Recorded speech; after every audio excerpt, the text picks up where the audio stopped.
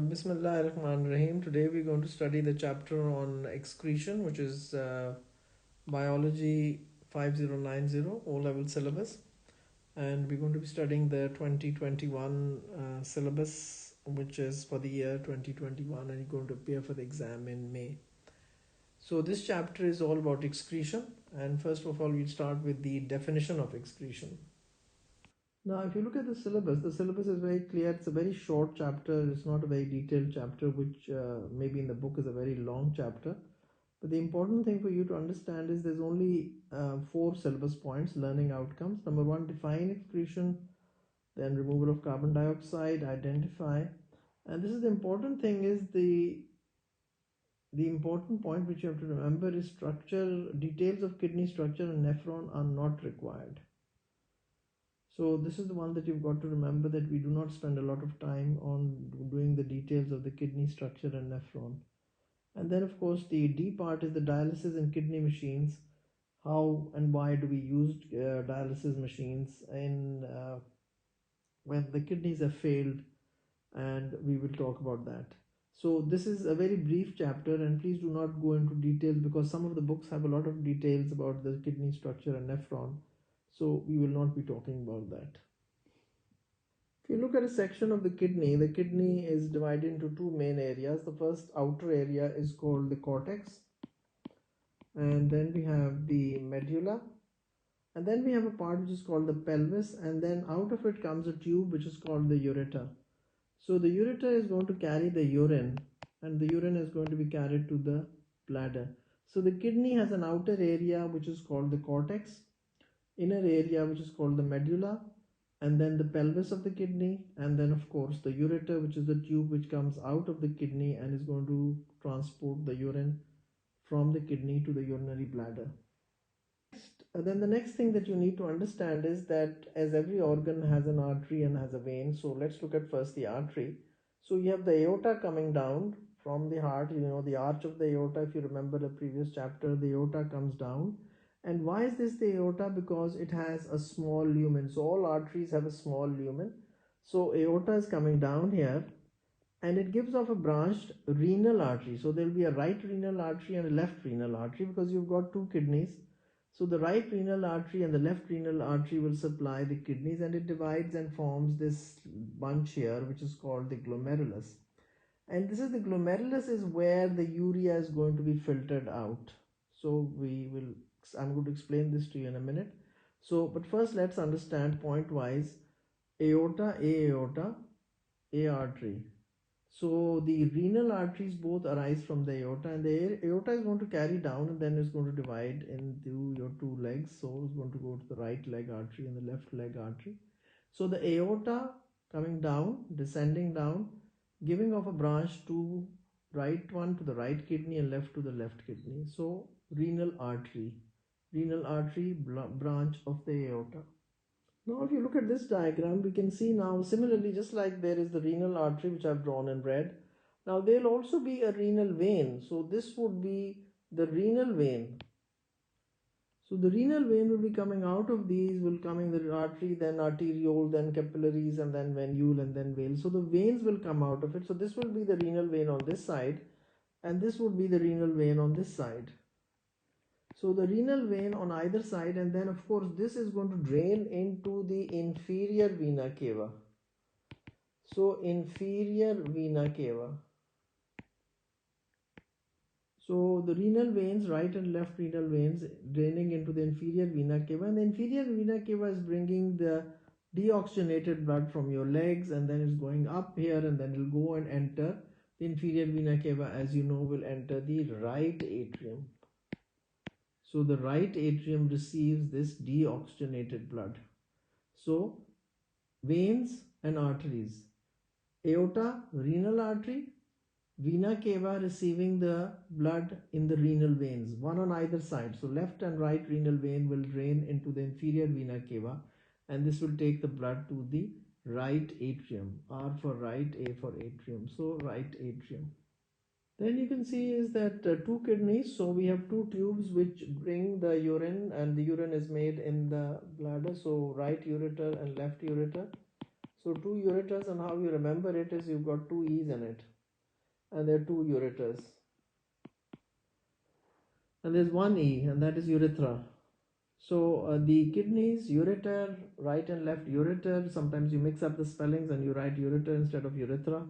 And then they empty into a hollow organ which is called the urinary bladder. And then there is a tube which carries this urine out of the body, and that's called the urethra. And you have a sphincter muscle which controls it. So there is a sphincter muscle which is going to control the opening and closing, and this is not what is developed in babies, and that's why they have to have pampers on, because they can't control.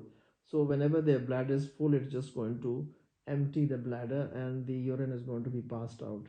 So kidney, ureter, spelling, please remember ureter, there are two E's in it, so you have to remember is there are two ureters, just a way to remember it, urinary bladder and then the urethra.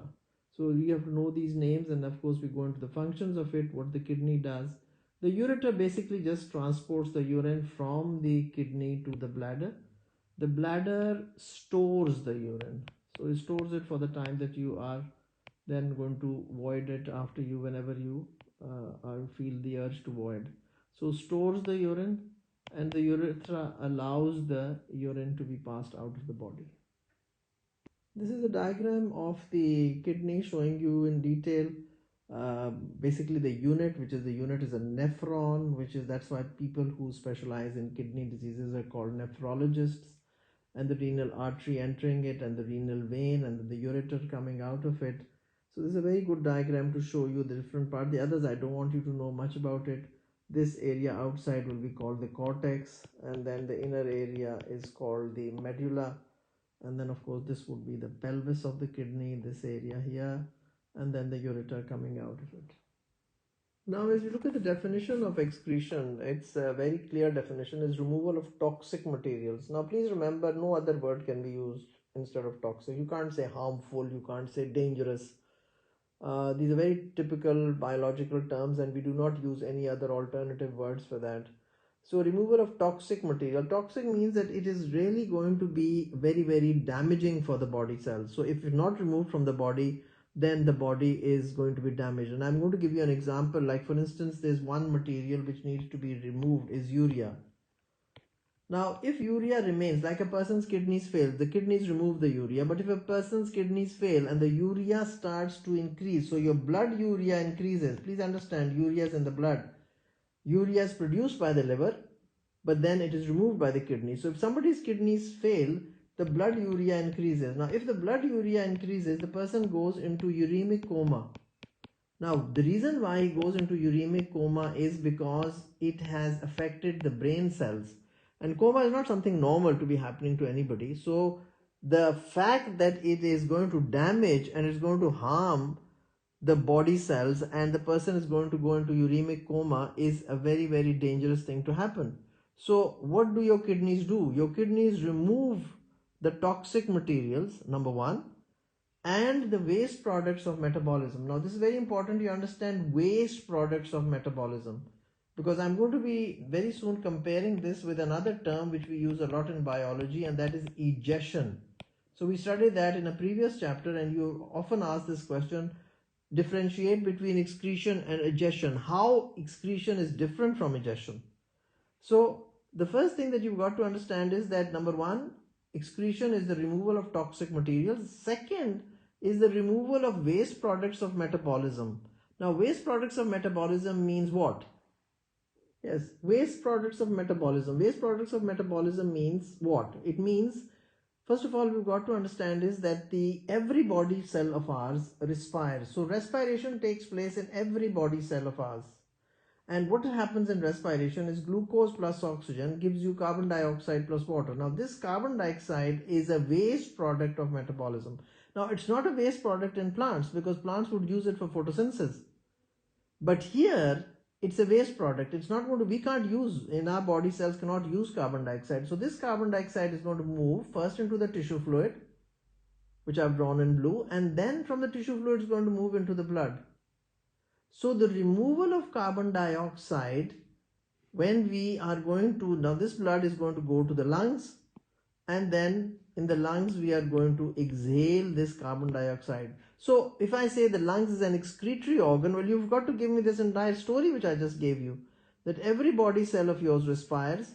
Respiration takes place, glucose plus oxygen gives you carbon dioxide plus water. The carbon dioxide has to diffuse out, enters the tissue fluid, then enters the blood and carried in the plasma. Then this blood is going to be carried, it circulates all around the body. When it reaches the lungs, this carbon dioxide is going to diffuse out into the exhaled air and you're going to exhale it out. So that is why the lung is also an excretory organ, because it is removing the carbon dioxide. And that's the second part of the syllabus which you need to understand, how the lungs are going to remove the carbon dioxide, and that is an excretory organ. Let's look at the definition of egestion and how it is different from excretion. Excretion was the removal of toxic materials and waste products of metabolism. Egestion is the removal of undigested food out of the body in the form of feces. So egestion is different from excretion. In egestion, nothing has taken place in chemical reactions in the body. So it is only the food that you ate. For instance, you had an apple. The cellulose and the lignin cannot be digested. So that is going to be passed out. It has not taken part in either respiration or any other metabolic activity of the body. It is just because you've eaten some stuff which contains fiber like cellulose, lignin, which you can't digest because we don't have enzymes. We don't have cellulase, we don't have anything to digest lignin. So that part of the food that you ate which is not digested is going to be passed out. So this is nothing to do, please do not mix this with excretion. Excretion and egestion are two different terms, totally two different terminology. So egestion, removal of undigested food; excretion, removal of toxic materials and waste products of metabolism. That means those reactions which have taken place in your body cells, and if there is a waste product, then that needs to be removed from the body. So please be careful in understanding the difference between excretion and egestion. Now let's come to the functions of the different parts which we have to be doing in the syllabus. The first one is function of the kidney. Now you usually write kidneys remove urea from the body. Well, it doesn't remove it from the body, frankly speaking. It removes it from the blood. You see, the blood circulates all over the body, but when it reaches the kidneys, the blood, when it reaches the kidneys through the renal artery, basically the kidney is going to remove the urea and excess water and excess salts. So remove the urea, excess water and excess salts from the blood, and then that is going to be passed out in the urine. So this is something which we need to understand. Urea has been made by deamination. When the proteins that you eat are digested to amino acids, the excess amino acids cannot be stored, so they are deaminated in the liver. We've done that in a previous chapter. So the deamination results in the urea being produced, and then this urea enters the blood. So it enters the blood in the liver. Now similarly, as it circulates in the blood, and when this blood reaches the kidneys, the same blood, when it reaches the kidneys through the renal artery, then the kidney is going to remove this urea from the blood. Also, when you have food, you've taken some salts in it, sodium chloride. So that needs to be removed because your body does not need so much sodium chloride. If you've had a lot of sodium chloride, even a minimal amount is needed. So excess salts, excess water. It's a cold day and you've drunk a lot of water. So that water is going to be absorbed. When it's absorbed, it's going to dilute the blood plasma because all this water enters the blood. Now when this dilute blood circulates all around the body, number one, it's going to increase the volume of blood. Plus it's a cold day, you're not sweating. So this excess water needs to be removed. So the kidney is going to remove this excess water from the blood. So please remember, the kidneys is removing stuff from the blood, not from the body. The urine is going to pass it all out of the body. The last topic we need to discuss is dialysis. Now when a person needs to go on a dialysis or needs to have dialysis and goes on a kidney machine is when both the kidneys fail. Now, the kidneys' function was to remove the urea. So when the kidneys fail, the urea is not being removed from the blood, nor is the excess water, nor is the excess salts being removed from the blood. So blood urea rises, and that's not very good, because as I told you before, the person is going to go into coma, because high blood levels, high urea is very, very harmful, is very, very bad for the body cells. So it will be damaging, especially the brain cells. So what we do is we put the person and on a kidney machine, which we're going to have to do dialysis. Dialysis means the blood is going to pass out of the body of the patient who has gone into kidney failure. It goes into a machine, and the blood passes through tubes, and these tubes are made of a partially permeable membrane. But these tubes are surrounded by a fluid which is called the dialysing fluid or the dialysis fluid. Now what happens is, as you see here in this diagram, this is the blood of the patient. The blood of the patient enters these tubes and is out this side. But then we have another fluid surrounding it, which is called the dialysis fluid, but that is flowing in the opposite direction. It's not flowing. So you see, this way, the blood is entering this way, while the dialysis fluid is flowing in this direction. It's sort of opposite to that. But what is actually the basis of dialysis is that this dialysis fluid has the same concentration as the plasma. So it has the glucose, it has the amino acids, and it has the normal concentration of ions in it. So the glucose is not going to move out. So glucose will not diffuse out because glucose is same. So there's going to be no net movement. But what is going to move out is the urea. So the urea is going to move out of the blood, which was not being removed because the kidneys have failed, and then it will be carried away by the dialysis fluid. So the urea is going to be carried away by the dialysis fluid, and the function of the kidneys will be done by the machine. But you also have the plasma proteins. So the plasma proteins, as you remember, I've talked about this in a previous chapter, the plasma proteins are large soluble molecules. Now why can they not pass out? The reason is they're too large to pass out. So the glucose molecule, which was, please remember, though both are soluble, glucose is soluble as well as the plasma proteins are soluble, but the plasma proteins are larger molecules, so they will not diffuse out. They will not diffuse out. They will stay inside the blood. While the glucose will diffuse out, of course, but because the dialysis fluid also contains glucose, so there's going to be no net movement. But the only thing which we want to remove is we want to remove the urea, and this urea, of course, will move out into the, will not move out, specifically diffuse out into the dialysis fluid, and it will be carried out. This dialysis fluid is continuously changed. So the dialysis fluid enters the machine and then it's out of the machine and it's continuously changed. The person is on this machine for anything from 2 to 4 hours, and he has to be on this machine 3 days, 3 times a week, at times twice a week, and he has to live with that, because you can live as long as, if you're a younger person, you can live as long as 20 years on this dialysis machine. If you are an older person, you probably won't live that long. But then finally, this is not it's not a sort of treatment, it's just a time, we're just managing time, because finally he or she will need a kidney transplant.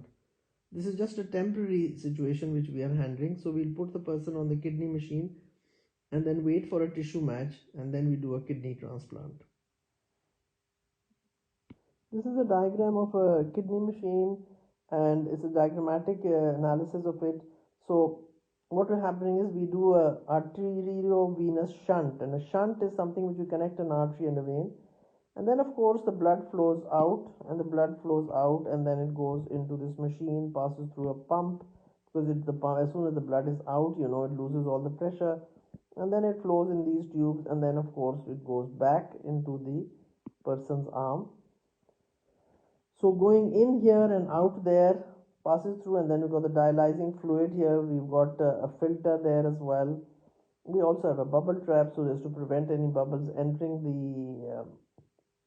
the blood again when the blood returns to the person's arm. So basically we do this with blood flows out of the arm into the machine and back into the arm. And while it is circulating through this, you've got the dialyzer or the dialysing fluid surrounding the blood, and then of course we have all of it which I've just explained to you, diffusing out, the urea diffusing out. Now just a recap of the syllabus. In this syllabus, as you can see, this is chapter 9, excretion. Define excretion as the removal of toxic materials or the waste products of metabolism from organisms. Then the second is describe the removal of carbon dioxide from the lungs, and that's why we call the lungs an excretory organ. Then identify on diagrams and name the kidneys, ureter, bladder, urethra, and state the functions of each. Function of the kidney should be described simply as removing urea and excess salts and water from the blood. Details of kidney structure and nephron are not required. And the last point is describe dialysis in kidney machines. So dialysis basically is the method by which we are removing the urea. So describe dialysis in kidney machines as a diffusion of waste products and salts. So waste products basically urea and salts, small molecules through a membrane. Large molecules, example proteins, remain in the blood. So this finishes this chapter, and I hope this chapter is a little more understandable now. Now you need to do the past paper questions on it and do the MCQs on it. Thank you for now.